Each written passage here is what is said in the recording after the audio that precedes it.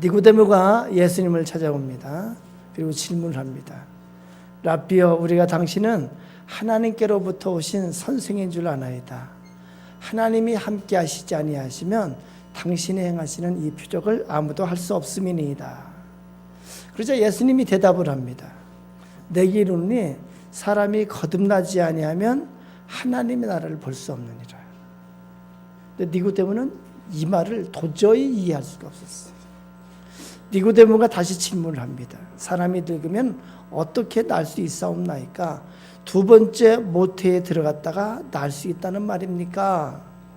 예수님이 더 어려운 얘기를 합니다. 진실로 진실로 내게 이르노니 사람이 물과 성령으로 나지 아니하면 하나님의 나라에 들어갈 수 없느니라. 육으로 난 것은 육이요 영으로 난 것은 영이니 내가 내게 거듭나야 하겠다는 말을 놀랍게 여기지 말라.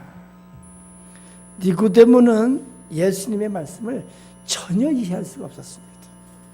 전혀 믿을 수가 없었어요. 거듭나는 것이 뭔데? 거듭나는 것이 뭐야? 영으로 나는 것이 뭐야? 물과 성령으로 나는 것이 뭐야? 이런 상태예요. 생각나는 예화가 있습니다. 어느 날 하루살이와 메뚜기가 밭에서 만났습니다. 그리고 친구가 되어서 같이 잘 하루를 보냈습니다. 저녁이 됐습니다. 헤어지면서 메뚜기가 말했습니다. 하루살이야, 우리 내일 만나서 또 놀자. 내일? 내일 만나서 또 놀아? 내일이 뭔데? 그래서 메뚜기가 대답을 합니다. 조금 있으면은 해가 지고 날이 캄캄해져. 그것을 밤이라고 해. 밤이 되면 하늘이 캄캄해지고 별이 뜨고 달이 뜨지. 그리고 한참을 지나면은 다시 해가 뜨고 날이 밝아져. 그것을 내일이라고 하지. 열심히 설명을 했습니다. 하루살이가 이해했을까요? 혹시 이해를 했을지 몰라도 하루살이가 그걸 내일을 알 수가 있나요? 믿을 수가 없습니다. 알지를 못합니다. 왜요? 하루살이는 내일이 없기 때문에 그렇습니다.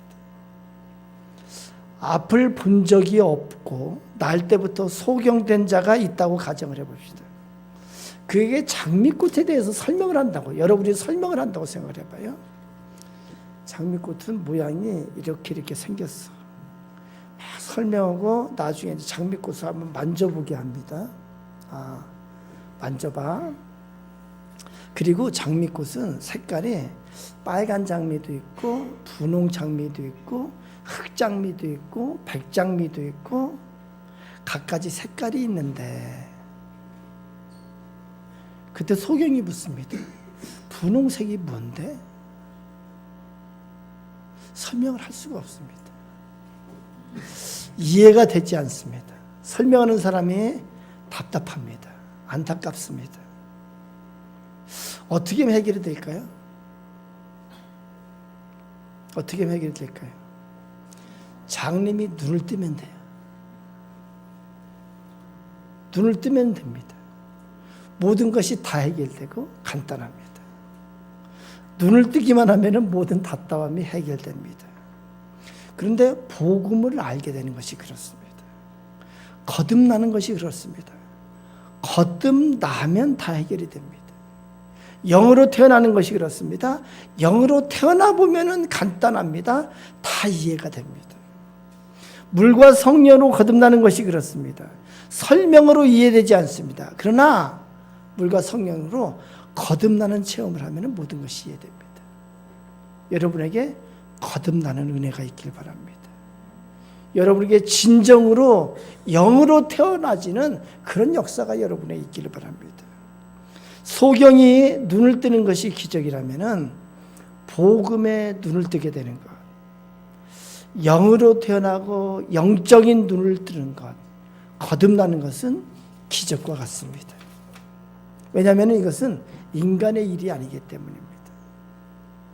영접하는 자, 곧 그 이름을 믿는 자들에게는 하나님의 자녀가 되는 권세를 주셨으니 말씀합니다. 하나님의 자녀가 되는 것은 신의 자녀가 되는 거예요. 이것은 신이신 하나님, 영이신 하나님께서 해주시는 일이기 때문에 그렇습니다. 그렇습니다. 거듭나는 일, 영으로 태어나는 일은 전적인 하나님의 은혜가 있어야 됩니다. 우리 인간의 노력으로, 인간의 지성으로 되는 것이 아니에요. 그래서 에베소 2장 8절 9절에 이렇게 기록합니다. 우리 같이 읽어봅니다. 시작. 너희는 그 은혜에 의하여 믿음으로 말미암아 구원을 받았으니 이것은 너희에게서 난 것이 아니요 하나님의 선물이라. 행위에서 난 것이 아니니 이는 누구든지 자랑하지 못하게 함이라. 그렇습니다. 그 은혜에 의하여, 하나님의 은혜에 의하여 믿음으로 말미암아 구원을 받았으니 이것은 하나님의 선물이라 이렇게 말씀합니다. 오늘 본문에 보면은 예수님은 니고데모에게 덧붙여서 이렇게 말씀하십니다. 8절입니다. 같이 읽어봅니다. 8절입니다. 시작. 바람이 임의로 불매 네가 그 소리는 들어도 어디로 와서 어디로 가는지 알지 못하나니 성령으로 난 사람도 다 그러하니라. 예수님의 이 말씀 앞에 니고데모가 깜짝 놀라서 또 말을 합니다. 어찌 그러한 일이 있을 수 있나이까. 니고데모로서는 도저히 이해할 수 없는 것을 예수님께서 말씀합니다. 예수님께서는 이렇게 말씀하시는 거예요. 바람 자체는 네가 볼 수 없어도 바람의 소리는 듣고 바람이 부는 결과를 통해서 바람을 알 수 있듯이 성령으로 난 사람도 다 그러하니라. 성령으로 난 사람은, 영으로 태어난 사람은 영으로 태어났기 때문에 우리 눈에 보이는 것은 없습니다. 영이 보이지 않기 때문에 사람을 보고 아, 저 사람 영으로 태어났구나 하고 그렇게 알 수는 없습니다. 그러나 성령으로 난 사람도 다 그러하니라. 이것은 무슨 말이냐면은 여기에는 성령으로 태어난 사람은 누구나 비슷하고 유사한 결과를 보여준다는 말이에요. 성령으로 태어난 사람은 무언가 다른 것이 있다는 거예요. 그것을 보고 성령으로 난 사람인 것을 알 수 있다는 거예요. 성령으로 태어난 사람은 변화된 결과가 있다. 여러분에게 변화된 결과가 있기를 바랍니다. 결과가 보이기 시작하는 거예요. 어떤 결과들, 어떤 변화들이 있을까요? 요한복음 16장 13절에서 14절을 우리 같이 읽습니다. 시작. 그러나 진리의 성령이 오시면 그가 너희를 모든 진리 가운데로 인도하시리니 그가 스스로 말하지 않고 오직 들은 것을 말하며 장래 일을 너희에게 알리시리라. 그가 내 영광을 나타내리니 내 것을 가지고 너희에게 알리시겠습니다. 성령으로 태어나면요, 비로소 예수님이 말씀하신 것을 올바로 깨닫기 시작해요. 성경에서 우리에게 말씀하고 성경에서 기록된 것을 우리가 깨닫기 시작해요. 말씀을 알아가기 시작하는 거예요. 그것은 성령께서 해주시는, 진리의 성령께서 해주시는 역사예요. 요한복음 14장 26절도 같이 읽어봅니다. 시작. 보혜사 곧 아버지께서 내 이름으로 보내실 성령 그가 너희에게 모든 것을 가르치고 내가 너희에게 말한 모든 것을 생각나게 하리라. 성령 그가 너희에게 모든 것을 가르치고 내가 너희에게 말한 모든 것을 생각나게 하리라. 그래서 성령께서 우리가 성령으로 거듭나, 우리에게 성령으로 거듭나서 성령께 임재가 있으면은 성령은 진리의 영이기 때문에 예수님의 말씀이 믿어지는 거예요. 복음이 깨달아지고 믿어지기 시작합니다. 이해가 되기 시작합니다. 성경을 읽을 때에 성경이 무슨 뜻인지 해석되기 시작합니다. 설교 말씀을 들을 때에 무슨 말씀을 하는지 드디어 알아듣기 시작하는 거예요. 온전히는 아니지만, 아직 온전하지는 못하지만 알아듣기 시작하는 거예요. 이것이 성령으로 난 사람의 변화예요. 또 어떤 변화가 있을까요? 마음에 평안이 오기 시작합니다. 요한복음 14장 27절도 같이 있습니다. 시작. 평안을 끼치노니 곧 나의 평안을 너희에게 주노라. 내가 너희에게 주는 것은 세상이 주는 것과 같지 아니하니라. 너희는 마음에 근심하지도 말고 두려워하지도 말라. 성령으로 난 사람은 믿음이 생기는데 예수 그리스도를 믿고 그러면은 마음에 평안이 오기 시작해요. 틀림없는 사실입니다. 이 세상에 두려움이 없어지기 시작합니다. 제가 또 말하면 열등감이 극복되기 시작합니다. 이것은 성령이 우리에게 오셔서 주는 은혜예요. 또 어떤 일이 일어날까요?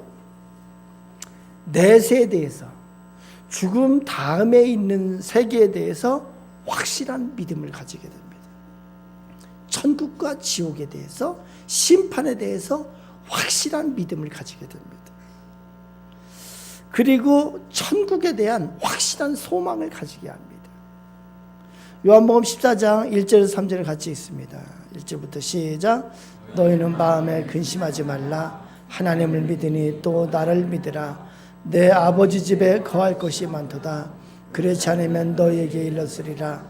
내가 너희를 위하여 거처를 예비하러 가노니 가서 너희를 위하여 거처를 예비하면 내가 다시 와서 너희를 내게로 영접하여 나 있는 곳에 너희도 있게 하리라. 아멘. 하늘나라에 거처가 있고 하늘나라를 유업으로 받을 것을 성령께서 우리에게 보증해 주시기 시작합니다. 또 어떤 변화가 일어날까요? 여러 가지 변화가 있겠지만 오늘 설교하는 핵심이 이겁니다. 변화 중에 가장 확실한 변화는 예수 그리스도의 사랑을 깨닫게 되고 이제는 예수 그리스도를 사랑하게 됩니다. 하나님을 사랑하게 돼요. 하나님을 경외하게 돼요. 참되고 살아계신 하나님을 믿으며 그 하나님을 사랑하게 돼요. 많은 본문 중에서 요한복음 14장 21절 같이 있습니다. 시작. 나의 계명을 지키는 자라야 나를 사랑하는 자니 나를 사랑하는 자는 내 아버지께 사랑을 받을 것이요 나도 그를 사랑하여 그에게 나를 나타내리라. 23절에서 24절도 있습니다. 시작. 예수께서 대답하여 이르시되 사람이 나를 사랑하면 내 말을 지키리니 내 아버지께서 그를 사랑하실 것이요 우리가 그에게 가서 거처를 그와 함께 하리라. 나를 사랑하지 아니하는 자는 내 말을 지키지 아니하나니 너희가 듣는 말은 내 말이 아니요 나를 보내신 아버지의 말씀이니라. 그렇습니다. 성령으로 태어난 자는 복음을 깨닫게 되고 하나님의 사랑을 깨닫게 됩니다. 그래서 우리가 찬송을 하잖아요. 그 크신 하나님의 사랑 말로 다 형용 못하네.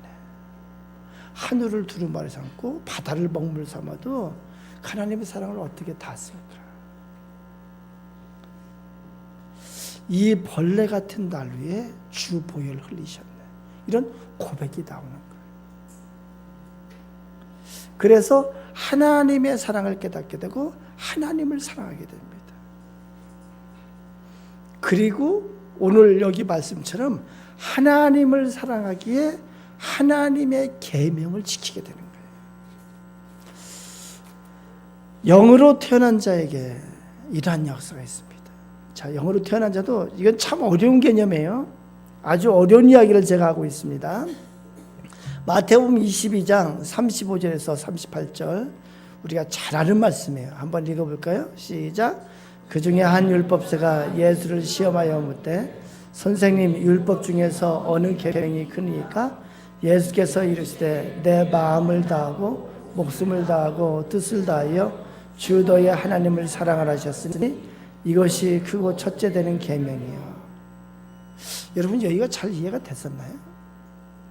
하나님의 계명하면은 가장 중요한 게 10계명이에요. 1계명 너는 나 외에는 다른 신들을 내게 두지 말지니라. 2계명 너를 위하여 새긴 우상을 만들지 말고 또 어떤 형상도 만들지 말고 그것들에게 절하지 말고 그것들을 섬기지 말라. 제3은 너는 내 하나님 여호와의 이름을 망령되게 부르지 말라. 제사는 안식일을 기억하여 거룩하게 지키라. 계명과 상관없이 예수님께서 뭐라고 말씀하냐면은 내 마음을 다하고 목숨을 다하고 뜻을 다하여 주도하여 하나님을 사랑하라 하셨으니 이것이 크고 첫째 되는 계명이 이렇게 말합니다. 이해가 되지 않습니다. 다시 제가 좀 여러분 잘 이해됐으면 좋겠습니다. 다시 설명하면 이렇습니다. 성녀로 태어난 자는 하나님의 사랑을 깨닫고 하나님을 사랑하게 됩니다.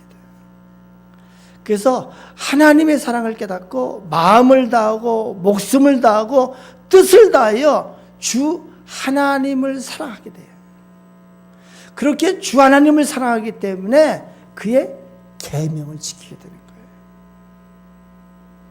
하나님의 계명을 지키게 되는 거예요. 그렇습니다.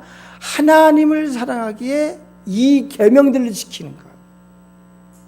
그래서 하나님을 사랑하는 것은 그의 계명을 지키는 것과 동일하다고 여기 성경에서 말씀하고 있습니다. 눈 감지 마시고 저를 봅니다. 스포츠 영화에 고전병자 불의 전차라는 영화가 있습니다. 요즘 재개봉돼 가지고 여러 곳에서 하고 있습니다. 35년 만에 다시 상영되고 있습니다. 이 영화는 1924년 제8회 파리올림픽 육상 금메달리스트인 에릭 리델과 헤럴드 예이브람 두 선수의 기적 같은 실화를 바탕으로 한 작품입니다. 최고의 스포츠영화로 평가받는 이 영화는 아카데미상 3개 부문을 이렇게 수상하는 그런 작품입니다. 영화의 주인공 리델은 신앙인으로서 또한 육상 선수였습니다. 리델은 하나님의 영광을 위한 삶을 추구하며 살았습니다. 그런 그리스도인으로서 하나님의 말씀에 어떻게 구체적으로 순종해야 하는지를 몸소 보여줬습니다. 어려서부터 육상 실력이 탁월했던 리델은 에딘버러 대학 시절 육상 선수로 활약하면서 영국에서 개최되는 각종 육상 대회에 참가해서 수많은 금메달을 수상했습니다. 마침내 1924년 파리 올림픽이 열리던 해에 영국 대표로 100m에 출전하게 됩니다. 영국인들은 그가 100m 경기에서 당당히 우승해서 조국의 품에 금메달의 영광을 안겨줄 것을 기대하고 있었습니다. 그러나 대회 일정이 발표됐는데 그 100m 경기의 예선이 주일에 열리는 것으로 그렇게 일정이 잡혀 있었어요. 그것을 보고 이 리델은 많은 고민 끝에 결단을 내렸습니다. 그리고 저는 주일에는 달리지 않습니다. 그러면서 주종목인 100m 경기를 포기했습니다. 대신에 주일에 예선이 벌어지지 않는 400m 경기에 출전 신청을 하게 됩니다.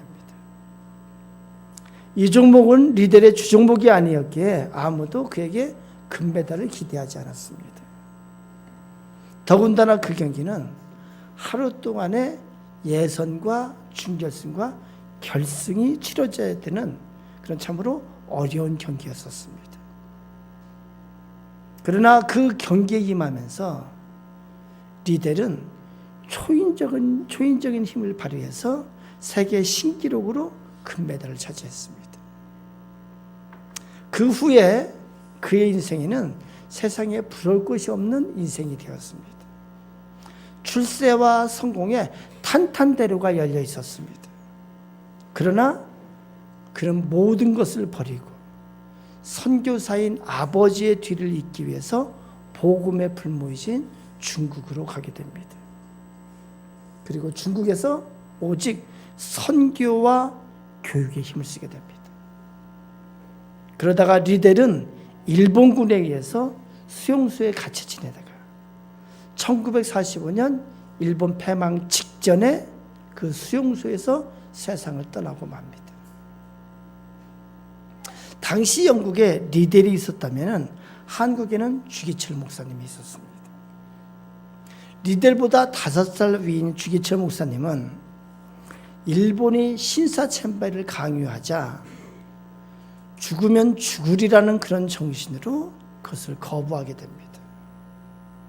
그리고 감옥에 갇히게 되고 광복을 1년 앞둔 1944년에 47세의 나이로 순교하게 됩니다. 두 사람의 모습을 보면서 인생에서 신념이라는 것이 무엇일까?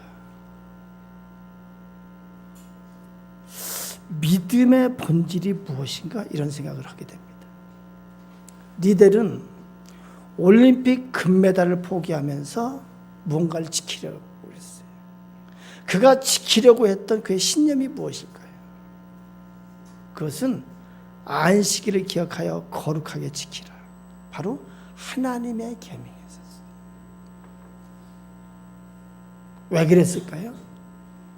그 찬란한 올림픽의 꽃이라고 하는 100m의 그 금메달이 앞에 기다리고 있는데 그걸 포기하면서 자기의 신념을 지키려고 그랬을까요?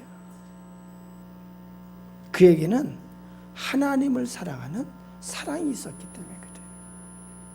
뜨겁게 하나님을 사랑하는 사랑이 있었기에 다른 무엇보다도 하나님의 계명을 지키려고 하는 그런 신념이 있었던 거예요. 하나님을 사랑하기에, 뜨겁게 사랑하기에 올림픽 100m 금메달을 포기하면서 하나님의 계명을 지켰습니다. 주기철 목사님은 끝까지 목숨을 걸고 지키려던 것이 있었어요. 그것은 하나님의 계명 제2계명이었어요.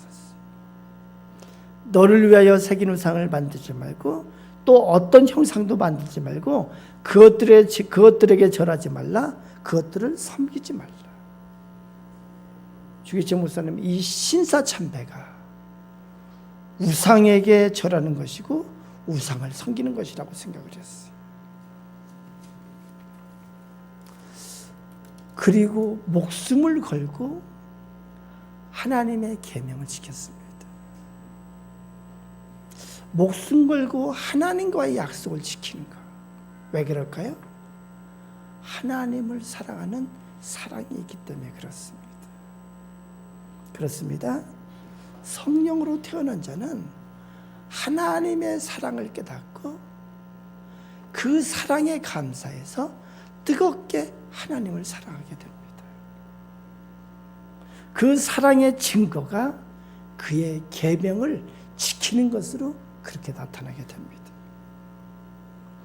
요한복음 21장 끝에 보면은 15절에 예수님이 제자들과 아침 식사를 합니다. 그리고 식사하신 후에 시몬 베드로에게 묻습니다. 요한의 아들 시몬아, 네가 이 사람들보다 나를 더 사랑하느냐? 베드로가 대답합니다. 내가 주님을 사랑하는 줄 주님께서 아시나이다. 주님께서 당부합니다. 내 어린 양을 먹이라.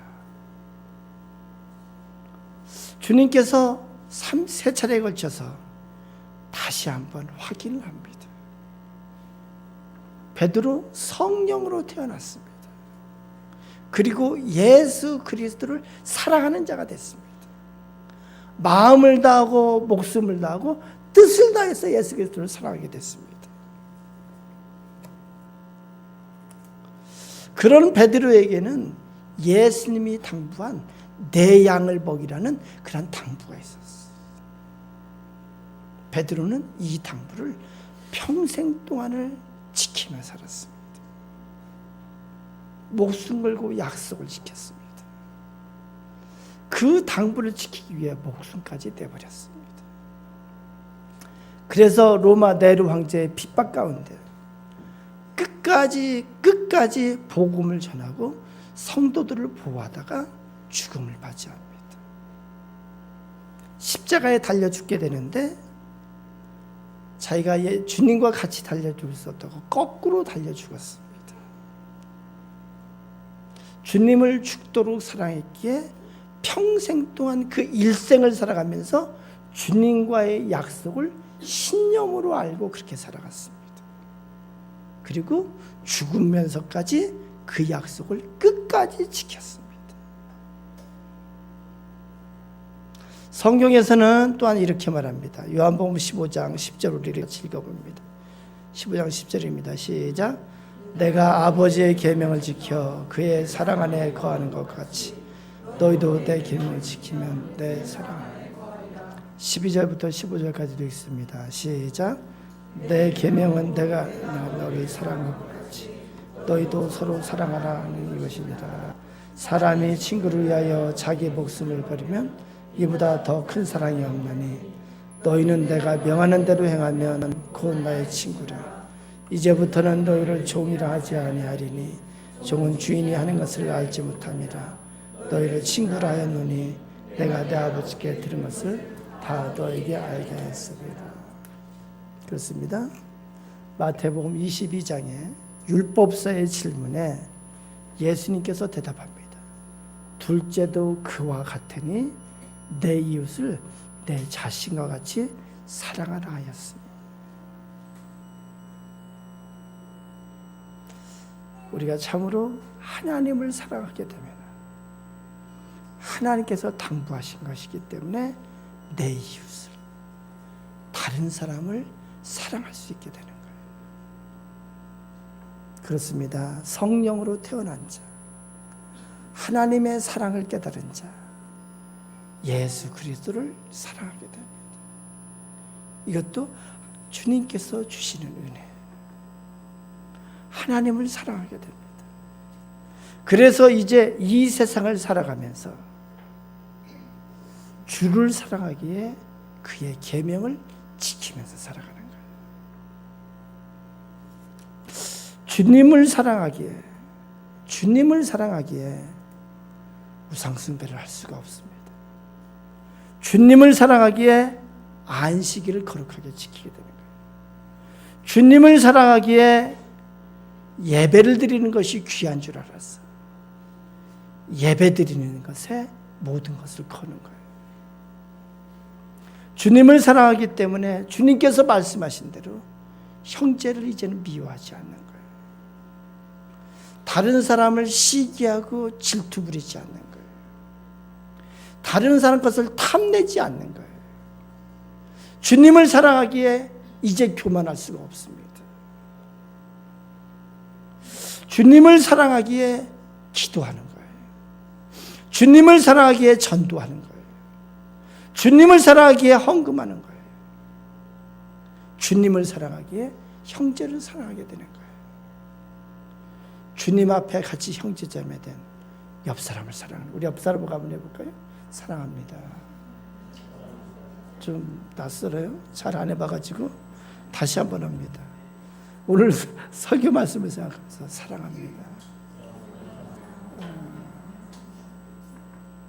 주님을 사랑하기 때문에 용서하는 거예요.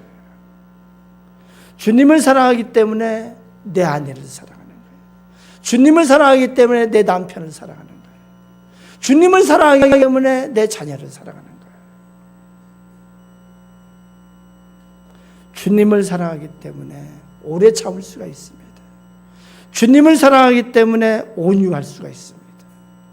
주님을 사랑하기 때문에 절제할 수가 있습니다. 왜 인생을 삽니까? 왜 인생을 삽니까? 인생을 살아가는 이유가 나를 구원하신 예수 그리스도를 사랑하기, 내 인생에 예수 그리스도의 기대가 있기 때문에, 그래서 인생을 살아가는 거예요. 윤동주의 시를 이렇게 한 편 읽어봤습니다. 그 중에 십자가라는 시를 여러 번 읽으면서 참 은혜가 됐습니다. 제가 한번 읽어보겠습니다. 쫓아오던 햇빛인데 지금 교회당 꼭대기에 십자가에 걸렸습니다.